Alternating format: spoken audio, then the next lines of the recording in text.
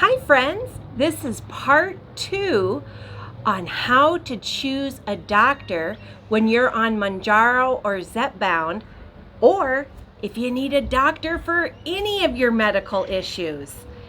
The reason this is a part 2 is I do a Mounjaro Monday live every Monday, and yesterday my internet was having issues and my video froze after 10 minutes. And so I'm finishing up with you all today. This one is not being taped live, so that way you can get a high quality viewing experience. And I will be doing a YouTube live on Thursday where I can answer questions, and we're going to be trying Verizon internet, home internet, and that's going to be up and running this Thursday, and we'll see if that's better than our Cox cable internet. You'll have to let me know. Okay, where I had left off, and if you haven't seen part 1, I'm going to put my finger up here so you can see part 1 here, and I'll also have an end screen at the end with part 1 so you can click on part 1 if you've missed part 1. But you really need, when looking for a doctor, number 1, someone that you feel comfortable with. Number 2, ask your friends and family who they go to, and that could really make a difference. For Jeff, my husband, when he had to have his bladder cancer surgery, his first surgeon went for a less invasive type of surgery, and she wasn't able to get the cancer out. But she did tell us that another doctor was in the surgery area who does robotics, laparoscopic robotic surgery on bladders, and she highly recommended him. And so we chose him to do the second surgery, which was very successful at the beginning of January. But I want to tell you, one of my friends contacted us like 2 days before Jeff's surgery and said, "Oh no, I was reading reviews and the surgeon you're choosing has some bad reviews." And that was kind of scary. So we read the reviews, and this is something that I really believe in now, is reading reviews of doctors. But here's the thing, nobody likes everybody. Not everybody likes me. Some people think I talk too much. Other people find me delightful. It all depends. We all have different likes and dislikes. And you have to remember that when reading reviews, including reviews of doctors. But you're gonna see some patterns. And so for Jeff's surgeon, he got a lot of 5-star reviews, and we'd give him 5-star reviews, wouldn't we, Jeff? We just love him. He did an outstanding job with Jeff's surgery. He's highly, highly skilled doing robotic surgery, especially for bladder cancer. And he did an outstanding job. However, what was put in the lower rankings of him is when he does his visits, he's very quick, and he sees a lot of patients, and you're in and out really fast. And if you want someone who's going to sit with you for a long time, this is not your doctor. However, if you want someone who's going to be an outstanding surgeon, you just learn to go with it. And we know when we go to Jeff's doctor that it's going to be a really fast visit. So we have our questions ready, and he will answer every question we have, but then it's done and we're out of there. So there's not time to think of a question because the visit is then over. And so when we looked at the low reviews, that was something that consistently, if someone didn't like Jeff's surgeon, it was because of the very quick visits. But you know what? All those 5 stars, because he does an outstanding job with the surgery, we still went with him, and we are so glad we're with Jeff's urologist because he's fantastic. And now that can go in other ways too. I was saying during the part 1 video, I was just getting to the part that I need surgery this week. And I need a surgery from a gynecologist. And I'm having something called postmenopausal bleeding, that after 12 months of not having a period, I was like, yay, I'm in menopause. I don't have to worry about periods anymore. And then at the end of my 13th month, I had a period.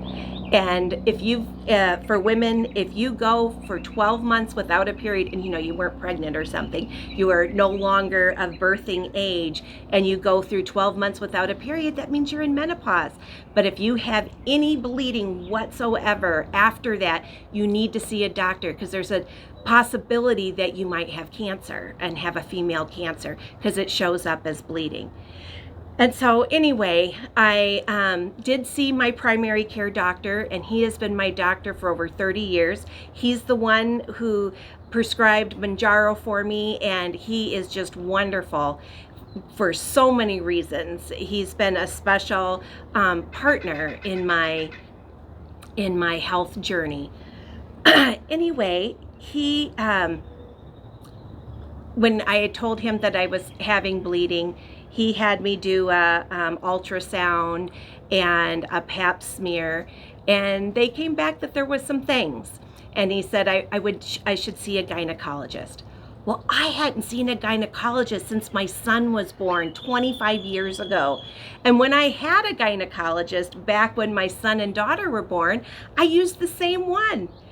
And he retired. And so I couldn't go back to Dr. Lindstrom because he's retired. And so I needed a new gynecologist, and I wasn't quite sure where to turn. But my doctor had referred two different gynecologists that were part of my health plan. And the first one I went to, and I even have a video, I think it was week 8 of Mounjaro, after I saw that gynecologist, and she let me know that I was very much constipated, because I didn't know. She did a second ultrasound, and they couldn't see my right ovary because I was so backed up. And so I really appreciate her letting me know that and getting that taken care of. But on the third visit, it was uncomfortable. And there were some things about her office that were really hard for me to deal with, like some of the things that I said when you choose a doctor. You need to ask your doctor, how do I get messages to you?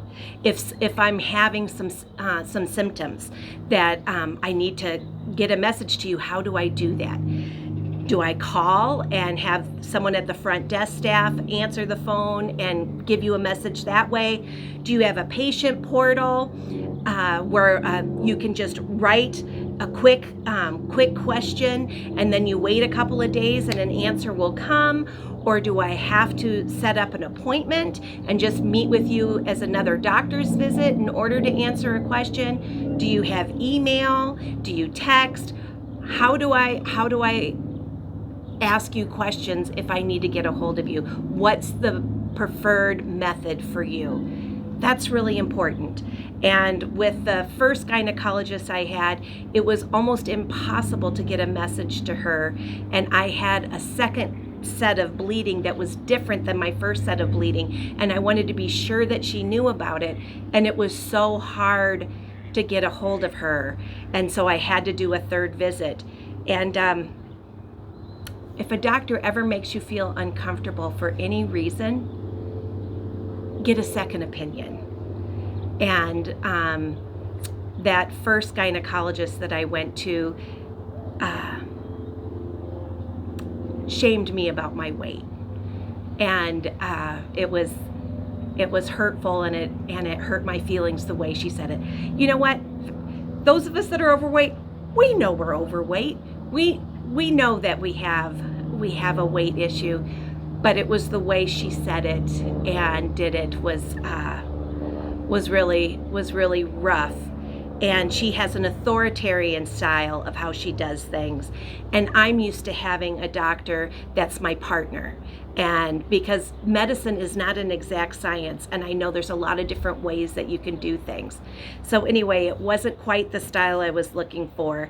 And she was very authoritarian and said, if you don't trust me, maybe you should look for someone else. And I'm so glad she did say that, because I went with the second recommendation that my primary doctor gave me, and that gynecologist was absolutely fantastic. And I will tell you, before I made the switch, I went home and I was really upset because I was 2 weeks away from my surgery.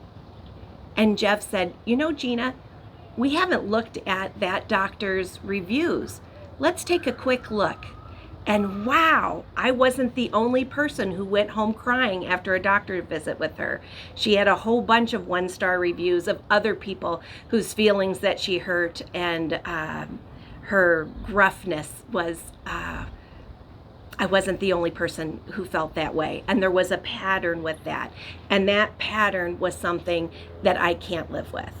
And so before I went to another gynecologist, I read reviews. I read a ton of reviews. And that second referral that my primary doctor gave of a gynecologist, she was full of 5-star reviews. And it said that she was friendly. She'll listen to questions. She'll make sure that all your questions are answered before your visit is over. And she's also highly trained in doing the surgery that I need to do. And she can even do robotic hysterectomies too, laparoscopically, and has more experience and training than the first gynecologist did. And I'm so glad I got that second opinion. If your doctor, the doctor you're choosing for your Mounjaro or Zepbound journey, or any other health journey that you have, again, if you feel uncomfortable, get a second opinion. It's okay to do that. You need to have a healthcare provider that you can trust, that you feel comfortable with. And so that is my big advice for you. And this week, I am going to have that surgery. And I will also say, if anyone has read my Anchor Moments book, it was hard to get in to see this second gynecologist, because she is highly loved and highly sought after. I wasn't even going to get my first visit in until April 30th. And so there was going to be a wait before even my first visit with her. But when I talked to her front desk staff, they said that I could call back, and sometimes she might have a cancellation and I can get in. And by golly, she had a cancellation on Good Friday. And it felt so good to be with her on Good Friday, because I felt in my heart that God was with me, and that God could see me and knew what's going on, and he wanted to let me know that I'm going to be okay. And whatever okay is, he's going to be there with me. And so it was really nice to have that visit on Good Friday. And Jeff was able to be there with me because he works for a school district that happened to have Good Friday off. And it was just a night and day difference. And my second gynecologist has a patient portal, staff members that actually answer the phone. Just awesome. They even called me back. Actually, Jeff, the day before Good Friday, Jeff said, have you called your doctor's office to see if you can schedule an appointment? And I told him, I feel like I'm nagging. I'll just wait until April 30th. And he said, no, try one more time. And so I called, and for the first time, usually someone answers at that gynecological, whatever, at that doctor's office, someone always answers the phone, but no one answered, and it went to voicemail. So I hung up. Once it went to voicemail, I just hung up and didn't say anything. And then Jeff went to work, because this was during his lunch. Well, about 15 minutes after Jeff left, I got a phone call. That doctor's office called me and said, are you okay? We saw that you called and you didn't leave a voice message, and we wanted to be sure you were all right. And I was able to tell her, oh, thank you so much. That is so sweet. Actually, I was just checking to see if you got my medical records yet. And she checked and said she did. And then I said, you wouldn't happen to have any openings coming up, would you? And she said, let me look. Oh my goodness, someone just canceled. We have one tomorrow morning at 7:30, bright and early. And that was Good Friday. And my heart is just so happy. I really feel like I'm going to be okay, and God's going to be with me with this. And when I did meet the doctor that I'm going to see, she was amazing, just so kind, so helpful, so friendly, answered so many questions. And I feel good about my surgery this week. And I'll let you know how it goes. I also saw a wonderful YouTuber. She calls herself Menopause Taylor, and she's a retired gynecologist, and she is specializing in menopause. She's written a book on menopause, and she's done like 400 videos on menopause. 7 years ago is when she started that channel, and I just ran into her. But it was really helpful for me because she says in there that, you know, once you've had your 12 months without a period, you're in menopause. If you have any bleeding, there is a chance that it could be cancer. But you know what? Just a 9% chance that it could be cancer. So there's a 91% chance that it might not be. Now, I don't know, you know, what my percentages are then when you go in for see the doctor and your pap's not great and you have polyps and fibroids. I'm not sure what my percentage is after that part, but she also said why you might have bleeding when you're postmenopausal, and she explained it so well. Sometimes you have a burst of hormones. And when you get a bunch of hormones, for whatever reason, you get this surge of hormones for your uterus, it's like your uterus received fertilizer. And your uterus goes, yay, I've got some fertilizer. Hey, let's grow some grass. And so then your uterus grows this nice thick lawn. And then the lawn gets just a little bit too thick. And so your uterus goes, well, it's time to mow the lawn. And so it mows the lawn, and then your little grass clippings fall out. But this is an analogy. This is an analogy, yes. And the grass clippings fall out, and that is the postmenopausal bleeding that's not cancerous. Do not use a lawnmower at home. That's right. But that made me feel a little better. So we're going to find out if my grass clippings are cancerous or not. But maybe it was just a lot of hormones. I found out, you know, that Jeff had cancer right at Thanksgiving time. And in January, when I did have this postmenopausal bleeding, that was the month he had his successful surgery, but still surgery. And I also found out on Christmas Day that Jeff and I are going to be grandparents. And this weekend, we had a lovely baby shower for my daughter on our patio. And that's why we bought those beautiful flowers behind me. And it was just a beautiful, fun day.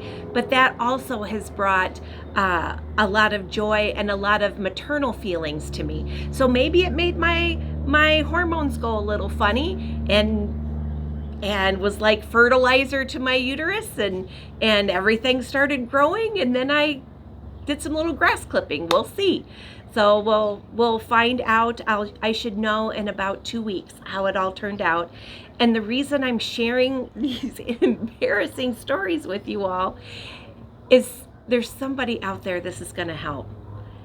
And I'm praying that I don't have cancer, and hopefully I don't.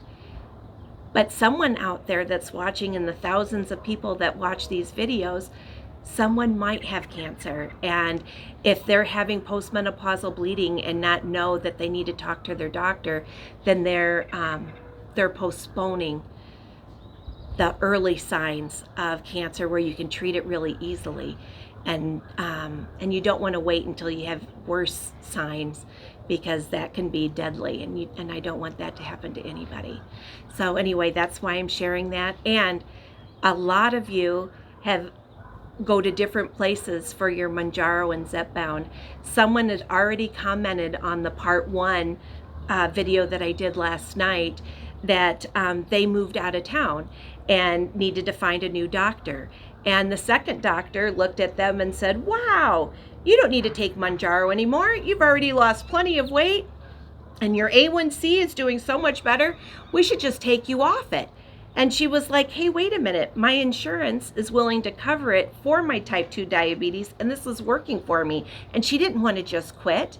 So she drove back to see her first doctor who actually prescribed Mounjaro for her and got his opinion. And he said, oh no, we can just back you down to a lower dose, but you don't have to go off it. And actually that's what my doctor is doing for me, my primary care doctor, for my Mounjaro journey.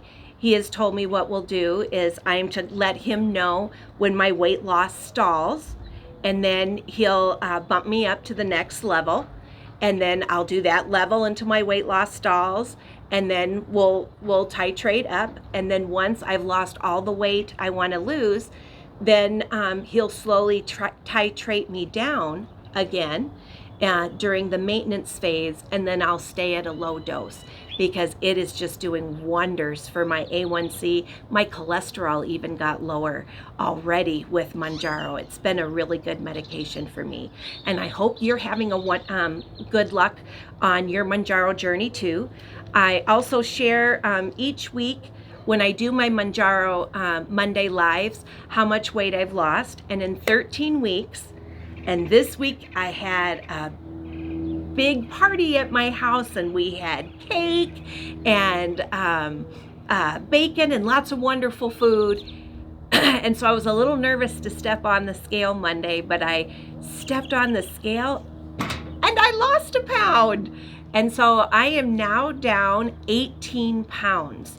And the video, week 12, I talked about weight loss tips and the difference between a slip up and a backslide. And we all have celebrations in our life, and we should be allowed to have fun with our celebrations and be able to enjoy the day and eat what we'd like. However, the next day that celebration is over, and that's when we're supposed to start right up again with all of our healthy living activities. And what I did after the baby shower was over, we had one of those big, beautiful Costco cakes, and we only ate about half of it. So the second half, we sliced it up, and I gave it to friends. And my son and his girlfriend were sick and weren't able to attend the party, so we dropped off cake to them. And by the evening, Saturday night, all the cake was gone. Did I have a piece of cake? Oh, absolutely. I had a piece of cake with everybody during the party. Did I have a piece of cake when no one was looking and we were cleaning up and all my friends were gone? Absolutely, I had a second piece of cake. But then after that, I got rid of it. And Sunday, I ate healthy. And Monday morning, when I stepped on the scale, I was actually down a pound. So that was really exciting for me. So I'm down 18 pounds so far. Let's see if there was anything else that I didn't. Oh, this is really important too. When you have surgery and you're taking Mounjaro or Zepbound, you need to let your doctors know and your surgeon know that you're taking it, because they're going to tell you when to stop.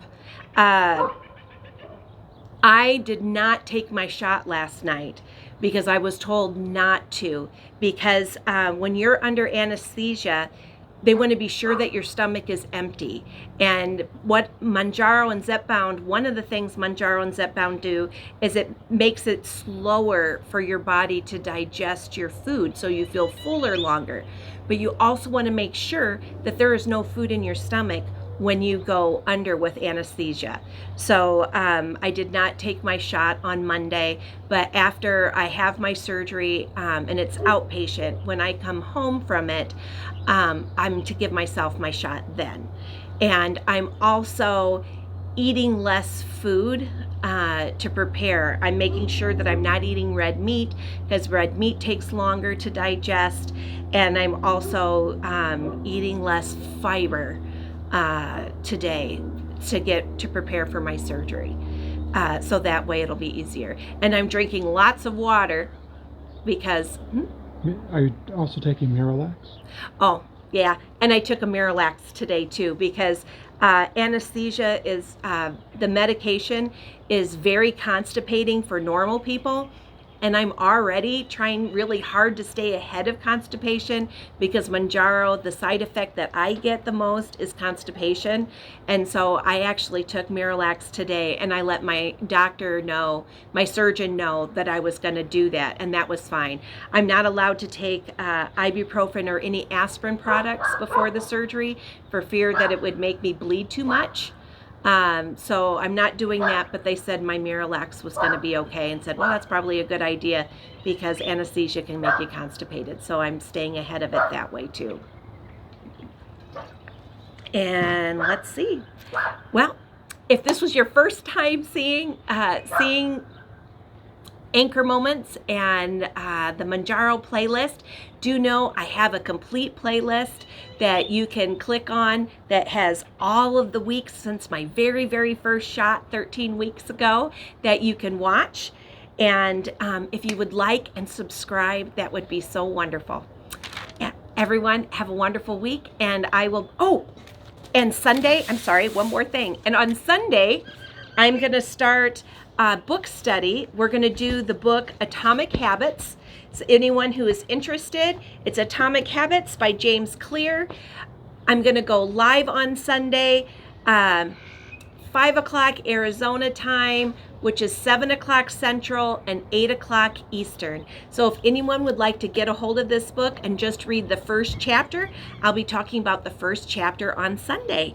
And I'll be doing a question and answer live on Thursday night after my surgery, and hopefully I'm going to try for it anyway. We'll see. Hopefully then we'll have the new Verizon box and we'll have better internet, because I really do enjoy when people ask questions and being able to answer those questions live. And so I want to do that for you too. Okay, everybody, have a great week. Bye-bye.